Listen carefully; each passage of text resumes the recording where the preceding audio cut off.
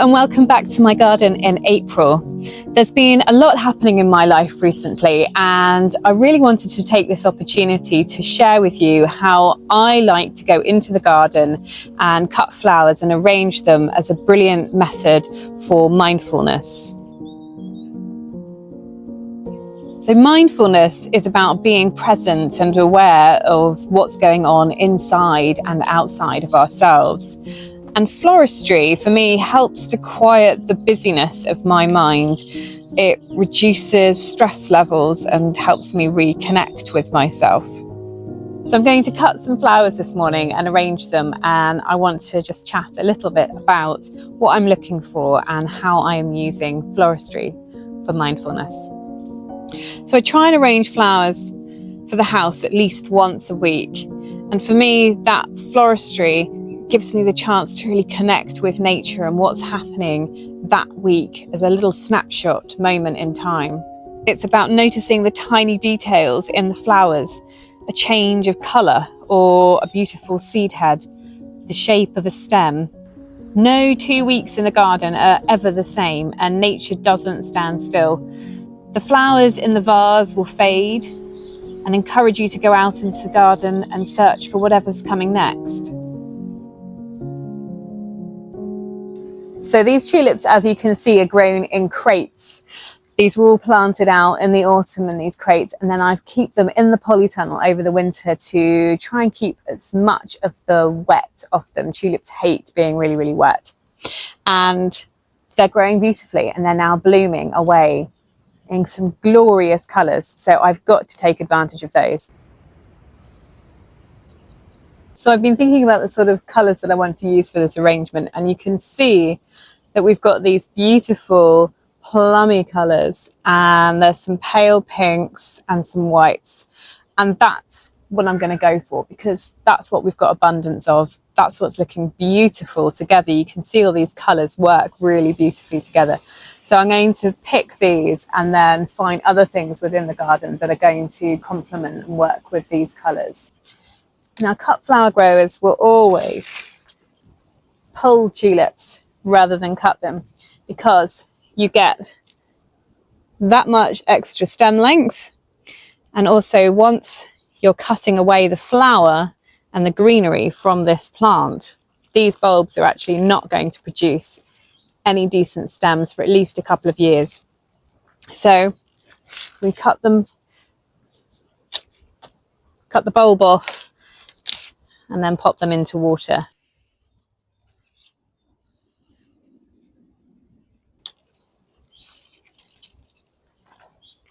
Look at these beautiful fringed ones. Aren't they pretty? They've got that lovely green on the petal and then white on the outside with that beautiful fringing on the top. Really, really stunning. So mindfulness is all about noticing those small details and appreciating them. I can already feel myself starting to relax as I do this. It just gives me so much pleasure picking flowers and the possibilities of what I can do with them when I take them back to the house to arrange them. So these are really gorgeous, and I need some other bits and pieces to go with them now. The anemones are looking really lovely at the moment, and we've also got some beautiful wallflowers, and I think their colours should really work well together.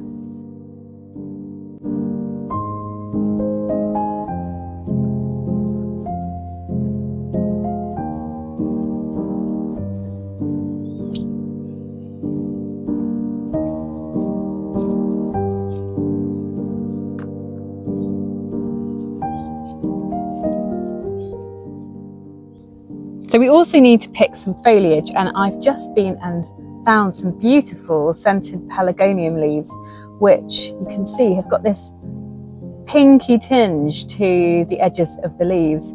And a lot of people might just discard those, but actually I think those are really rather beautiful, and they work well with the colours that I've picked in the tulips and the wallflowers.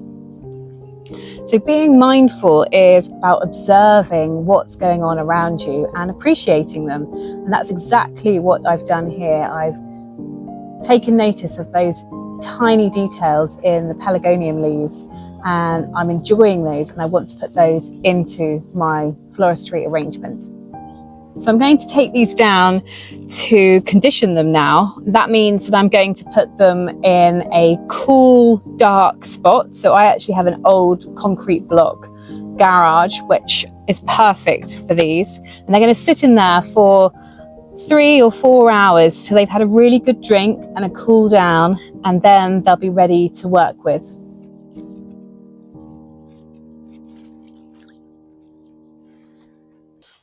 So a couple of hours has passed since I cut the flowers. They've had a really good drink and a cool down. It's actually now raining, so I apologise if you can hear the rain on the tin roof of the garage. I'm going to arrange the flowers into one of my favourite vessels, which is the footed bowl. I used to be one of those people that brought flowers home and plunked them straight into a vase and didn't really do much with them at all. I might shift them around a little bit in a vase, but I've since learned that there's lots more interesting things to arrange the flowers into, and you can really display the flowers in a much more exciting way.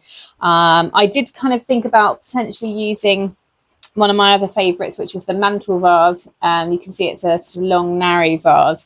But I think for this one, I'm going to be using the footed bowl. I pick up vases from all over the place. I find them in charity shops and at car boot sales. I will pick them up from antique dealers, and I'll also get them from studio pottery places.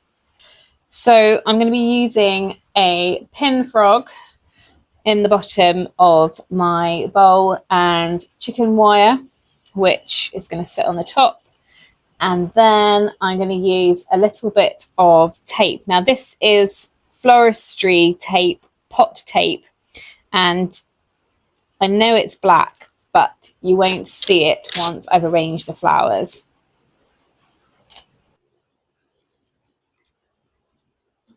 So I'm going to start with the foliage, and I'm going to use the shape of the bowl to have some of the flowers and the foliage spilling forwards, and then I'm going to create a very loose and open V shape. I want everything to look like it could be growing in the garden, so it looks very organic and how it would naturally be found if you stumbled across it in the garden. If you don't have access to a garden but you love having garden flowers in the house, search for your local flower farms in your area. You'll be able to buy buckets of seasonal flowers from them, and some even offer pick your own opportunities. And you can see that kind of V shape starting to really open up here with the foliage. I've got that beautiful scented pelargonium in here with that lovely pink leaf, and also it's got this lovely dark centre. This is the chocolate mint pelargonium, and it smells divine.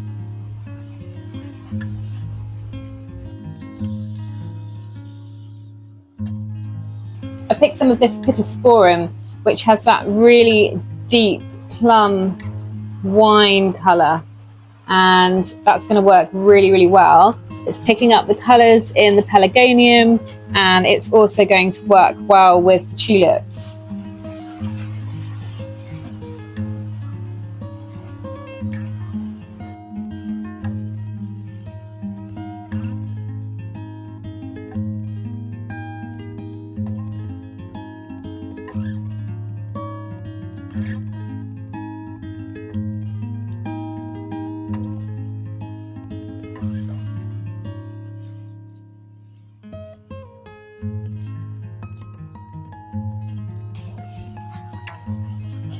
So when I'm placing these flowers in, I'm making sure that everything that's on this side is facing in this direction, and everything that's on this side is facing in that direction. It just gives it a more natural look. And I might choose 1 or 2 interesting stems just to do a reverse, just to kind of really highlight those stems.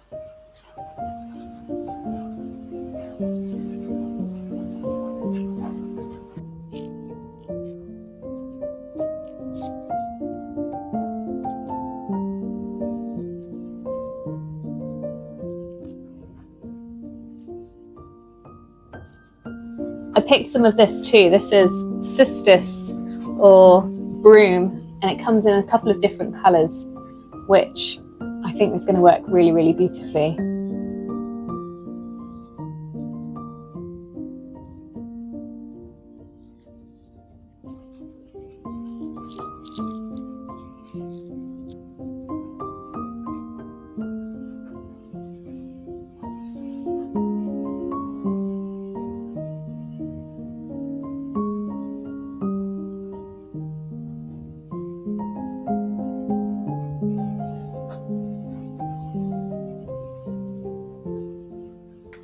There, I think I'm done. It really represents what the garden's looking like at the start of April. I've enjoyed taking time and noticing all of the shapes of the flowers, particularly these beautiful anemones with their slightly curving stems. I feel really relaxed after doing this. Such a lovely way to spend a few minutes of your day. And this is going to look beautiful in the house for the week ahead. So I would definitely recommend giving it a go, going into your garden, picking a few things, practicing, arranging them. It's definitely worth it.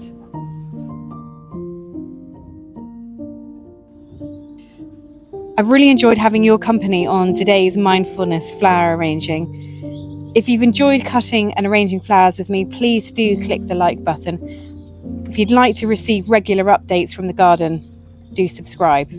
I'll see you next time.